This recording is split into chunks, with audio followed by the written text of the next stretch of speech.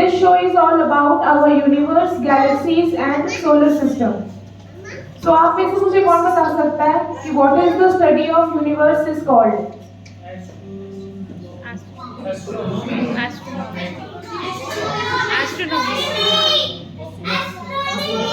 Correct, cosmology. Astronomy is the study of space.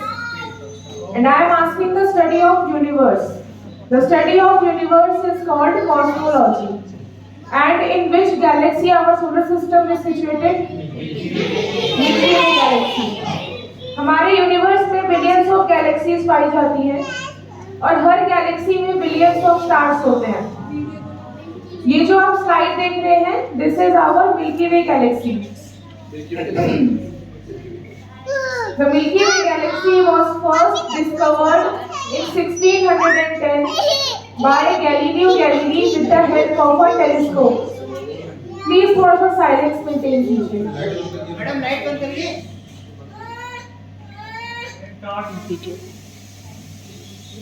The Milky Way galaxy was first discovered in 1610 by Galileo Galilei with the help of a telescope. जो हमारा milky Way Galaxy है वो spiral shape का होता है and हमारा solar system milky Way Galaxy का एक बहुत छोटा सा पार्ट है। किसी को पता है नेक्स्ट नियरेस्ट गैलेक्सी कौन सी है? एंड्रोमेडा। जो एंड्रोमेडा गैलेक्सी है वो मिल्की वे गैलेक्सी की नेक्स्ट नियरेस्ट गैलेक्सी है। आपको इसमें कुछ ब्राइट स्पॉट्स दिख रहे होंगे। What are these? These are stars. ये stars है। ये जो आप देख रहे हैं गैलेक्सी है ही। अब इसमें जो स्पॉट्स दिख रहे हैं ये stars हैं।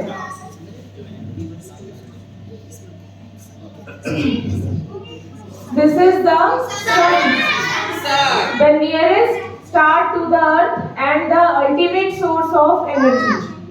हमारे अर्थ में जितनी भी एनर्जी फॉर्म्स है वो सब हमें सन से रिसीव होती है। जो सन है वो इकलौता ऐसा स्टार है जो हम डे टाइम में देख सकते हैं, बाकी और कोई भी स्टार हम दिन में नहीं देख सकते। All are visible in the night sky. आप देख रहे होंगे इसमें से कुछ फ्लेम्स निकल रहे हैं। These flames are called solar flares. इन्हें हम सोलर फ्लेयर्स कहते हैं। अब सन के अंदर इतनी हीट और एनर्जी कहाँ से आती है? Due to a reaction called nuclear fusion reaction.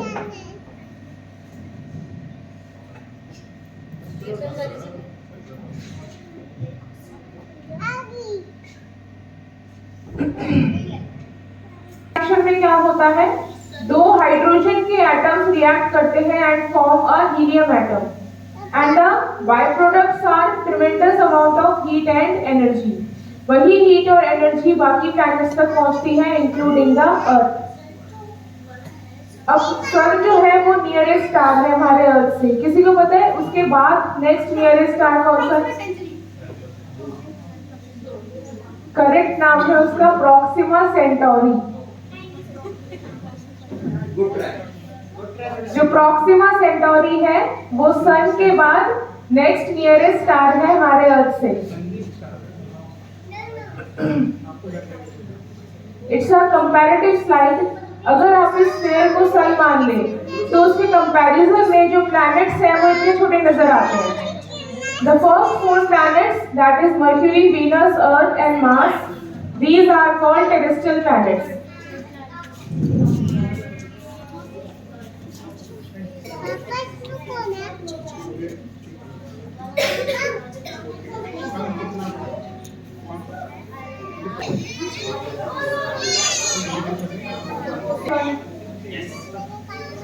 The first 4 planets, that is Mercury, Venus, Earth and Mars, these are called terrestrial planets. Terrestrial planets वो होते हैं जिनका एक solid surface होता है। That means they are made up of rocks and soil particles. ये ऐसे planets हैं जिन पे हम land कर सकते हैं। The next 4 planets, that is Jupiter, Saturn, Uranus and Neptune, these are called gaseous planets. ये गैसेस से मिलके बने हैं, mostly hydrogen, helium and methane gases. In planets का कोई सॉलिड सरफेस नहीं होता, दैट मीन्स हम इन पे लैंड नहीं कर सकते।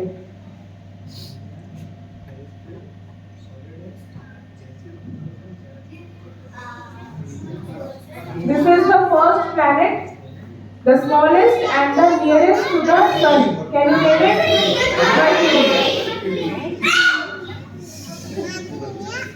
सबसे छोटा प्लैनेट है एंड सबसे नियरेस्ट है सन के, बट सबसे नियरेस्ट होने के बाद भी ये सबसे हॉटेस्ट प्लैनेट नहीं है। इसका रीजन कोई जानता है?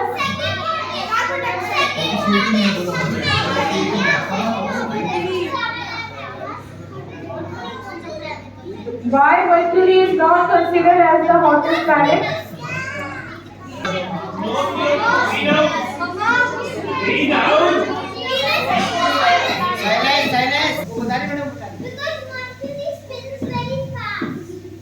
No, the answer is due to absence of atmosphere. Mercury पे एटमॉस्फेयर की कोई लेयर नहीं होती और एटमॉस्फेयर नहीं है, that means no gases, and due to this ये सन की हीट को ट्रैप नहीं कर पाता। It reflects back the sun's heat, that's why Mercury is not considered as the hottest planet.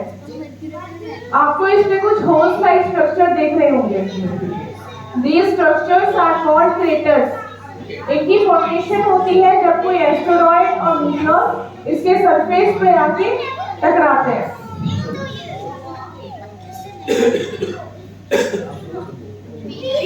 The next planet is Venus. Venus को हम शुक्र ग्रह भी कहते हैं। It is the brightest and the hottest planet. आपने देखा है, सुना होगा मॉर्निंग स्टार के बारे में, देखा भी होगा काफी जगहों में।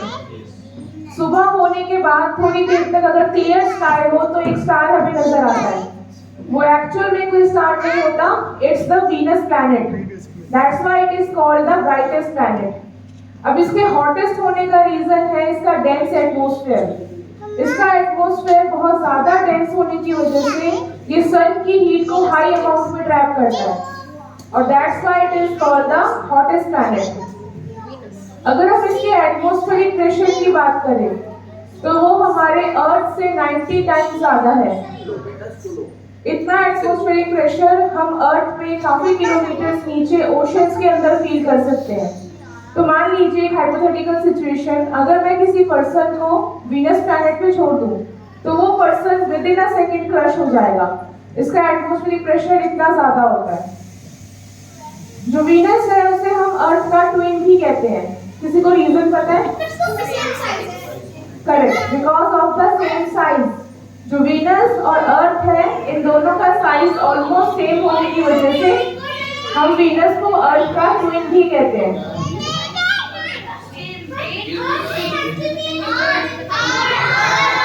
This is the Earth, our home planet where we all live. Earth is the only planet in the solar system where life is possible.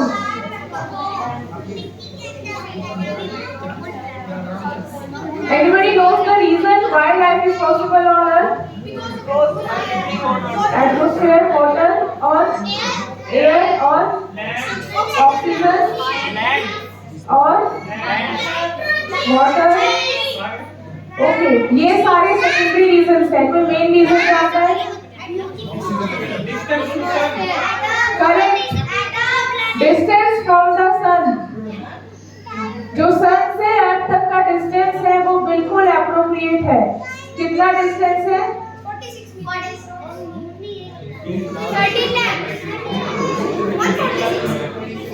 150 million kilometre. जो सन से अर्थ तक का डिस्टेंस है वो 150 मिलियन किलोमीटर्स है एंड सन की लाइट को अर्थ तक पहुंचने में कितना टाइम लगता है? 8 मिनट्स एंड 21 सेकेंड्स। अगर हम अर्थ में लैंडफॉर्म्स की बात करें तो 30% is land area and 70% is water. Gases की बात करें तो 78% is nitrogen, 21% is oxygen, 0.03% is carbon dioxide, and the remaining is other gases. आपको इसमें व्हाइट कलर के लेयर्स दिख रहे होंगे। What are these layers? Clouds. It's a satellite image, so आप प्रॉपर्ली क्लाउड्स भी देख सकते हैं। इंडिया दिख रहा है सभी को? Everybody can spot India?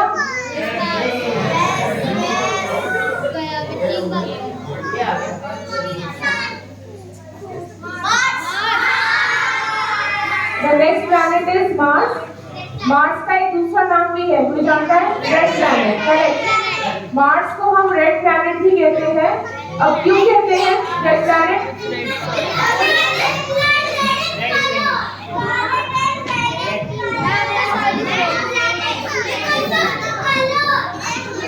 Okay okay okay silence. अब मार्स को हम रेड प्लैनेट इसलिए कहते हैं because of the presence of iron oxide. जो आयरन ऑक्साइड है वो मॉइस्चर के साथ रिएक्ट करके रस्टिंग फॉर्म करती है, और रस्टिंग की वजह से मार्स की जो सॉइल है वो हमें रेड नजर आती है। मार्स के सरफेस पे बहुत सारे वोल्केनिक माउंटेन्स पाए जाते हैं, जिनमें से जो सबसे हाईएस्ट माउंटेन है उसका नाम है ओलंपस माउंटेन। जो ओलंपस माउंटेन है उसकी हाइट हमारे माउंट एवरेस्ट की डबल है, यानी कि 2 माउंट एवरेस्ट रखेंगे तो एक ओलंपस माउंटेन बनेगा। तो मान लीजिए अगर कोई पर्सन उस माउंटेन से जंप करता है और वो ये सोचे कि वो मार्स के सरफेस पे लैंड कर जाएगा, तो ऐसा कभी नहीं होगा, बिकॉज इतनी हाइट तक ग्रेविटी नहीं पहुंचेगी और वो स्पेस में ही नहीं घूमता रह जाएगा। आपको इसमें एक व्हाइट कलर का स्पॉट दिख रहा होगा, एक छोटा और एक बड़ा दिख रहा है सभी को? This is known as polar ice, and due to the presence of oxide, moisture and polar ice, scientist ऐसा मान रहे हैं कि मार्स पे फ्यूचर में लाइफ पॉसिबल हो सकती है।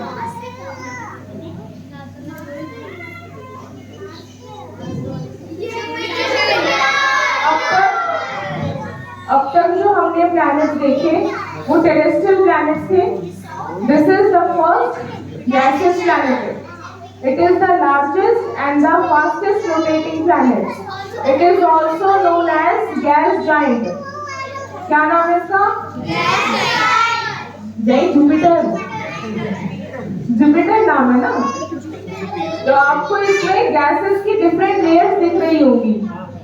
अलग अलग लेयर्स हैं गैसेस की। ये लेयर्स कभी भी एक दूसरे में मिक्स नहीं होती, बिकॉज इनकी डेंसिटी अलग अलग है।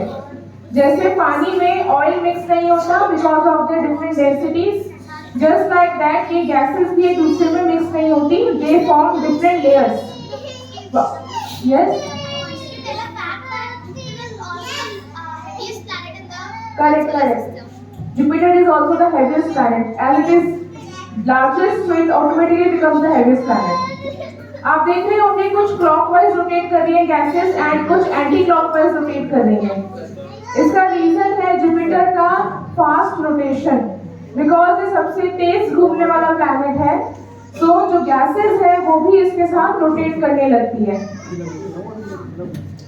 आपको एक रेड कलर का स्पॉट दिख रहा होगा लोअर हेमिस्फीयर में।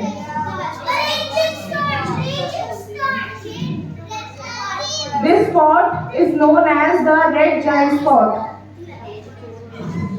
ये एक्चुअल में कोई स्पॉट नहीं है, इट्स अ स्टॉर्म, एंड आज से अराउंड 300 to 400 years ago ये स्टॉर्म इतना बड़ा था कि इसमें हम 3 अर्थ फिट कर सकते थे, बट अब इसका साइज रिड्यूस होके इसमें अब सिर्फ एक ही अर्थ फिट हो सकती है। एंड साइंटिस्ट ऐसा मान रहे हैं कि अगले कुछ सालों में ये स्टॉर्म कंप्लीटली वैनिश हो जाएगा।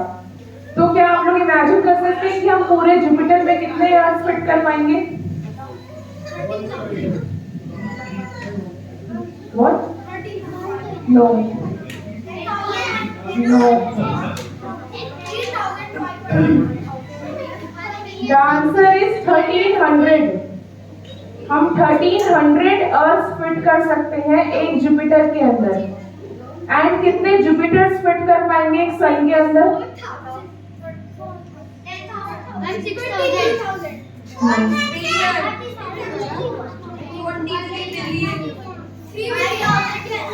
The answer is 1000.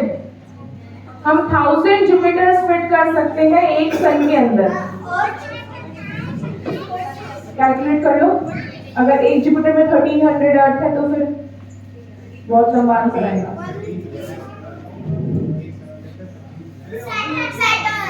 सैटर्न नहीं है, इसकी रिंग्स कहाँ है? फिर कौन सा प्लैनेट है ये?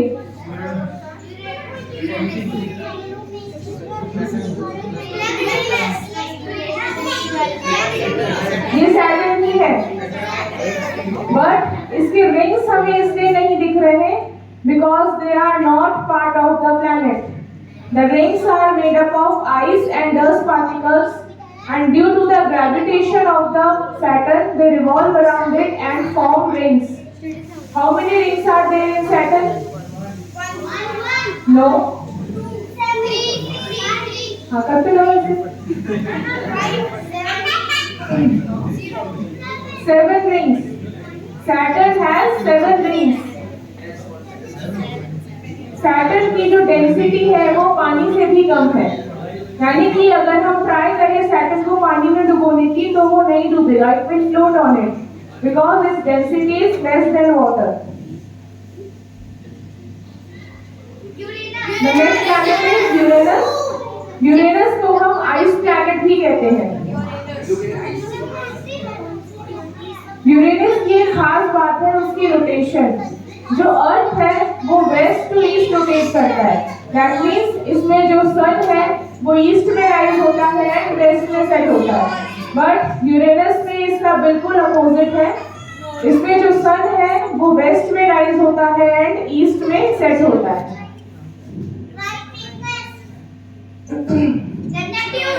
It is the last planet, Neptune सबसे लास्ट प्लैनेट है और इसे हम आइस जाइंट भी कहते हैं and is the coldest planet. सबसे कोल्डेस्ट प्लैनेट है ये, इसका रीजन है यहाँ तक सन की हीट प्रॉपर्ली नहीं पहुंच पाती बिकॉज सन से इसका डिस्टेंस बहुत ज्यादा दूर है। आपको इसमें व्हाइट कलर के लेयर्स दिख रहे होंगे, हल्के हल्के।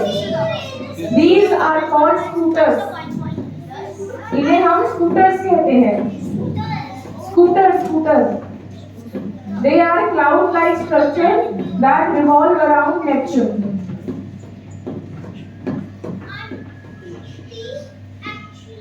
This slide shows the day and night of the Earth. What causes day and night?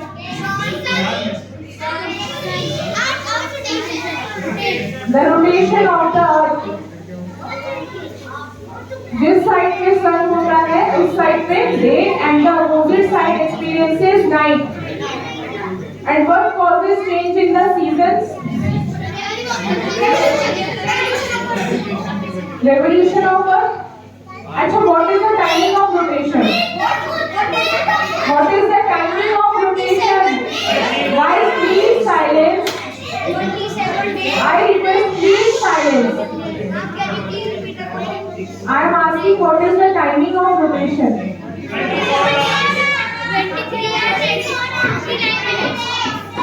24 hours. अगर हम करेक्टली बोले तो इट्स 23 hours and 56 minutes. जो रोटेशन की प्रॉपर टाइमिंग है वो 23 hours and 56 minutes है। And what is the timing of revolution? 365 days and 6 hours. ये 6 hours का मैनेज कैसे करते हैं? Leap year. हर 4 साल में लीप ईयर आता है जिसमें फरवरी में हम 1 डे इंक्रीज करते हैं।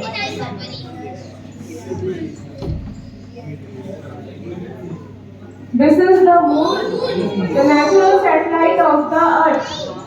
Anybody knows the scientific name of moon? Luna, correct. Lunar eclipse सुना है सभी ने? चंद्र ग्रहण को बोलते हैं हम। लूना से ही वर्ड आया है लूनर्स। आपको इसमें ब्लैक कलर का स्पॉट दिख रहा होगा, दिख रहा है सभी को? बहुत बड़ा सा स्पॉट है। ये एक्चुअल में कोई क्रेटर नहीं है, जहाँ पे वॉल्केनिक माउंटेन है। तो जब उसका लावा निकलता है, जो मैग्मा होता है, वो ठंडा होने के बाद ब्लैक कलर की फॉर्मेशन करता है। दैट्स व्हाई ये पर्टिकुलर एरिया हमें ब्लैक नजर आता है। मून की ग्रेविटी कितनी होती है? 1/6 of the earth. And earth की कितनी है? 9.8 मीटर पर सेकंड स्क्वायर।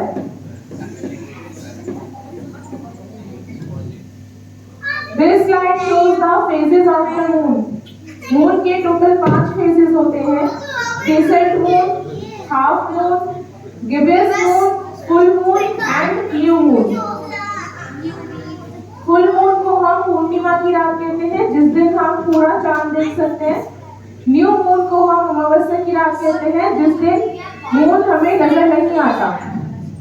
हम मून का सिर्फ एक ही साइड देख सकते हैं, जो उसका अपोजिट साइड है वो हम कभी भी नहीं देख सकते, because of its rotation to the Earth. जो मून है वो अर्थ के साथ रोटेट करता है, इस वजह से only one side is visible. जो चंद्रयान 3 है वो अभी उसी सरफेस पे जाके लैंड हुआ है। किसी को पता है नाम क्या है उस सरफेस का? It's called south pole. वहां जाके लैंड हुआ है ताकि हम उस सरफेस को भी स्टडी कर सके। What are these green lines and dots?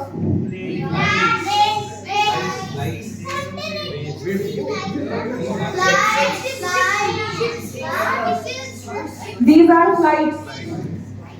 ये फ्लाइट्स हैं। तो आपको जो लगता है ना कि सिर्फ रोड्स पे ही ट्रैफिक होता है, ऐसा नहीं है, हमारे एयर में भी बहुत ट्रैफिक होता है। एंड ये जो आप डाटा देख रहे हैं स्लाइड पे, it's the data of only 1 day. ये सिर्फ एक दिन का डाटा है। एंड आप मेनली देख सकते हैं कि एशिया और यूरोप के अराउंड सबसे ज्यादा क्राउड है।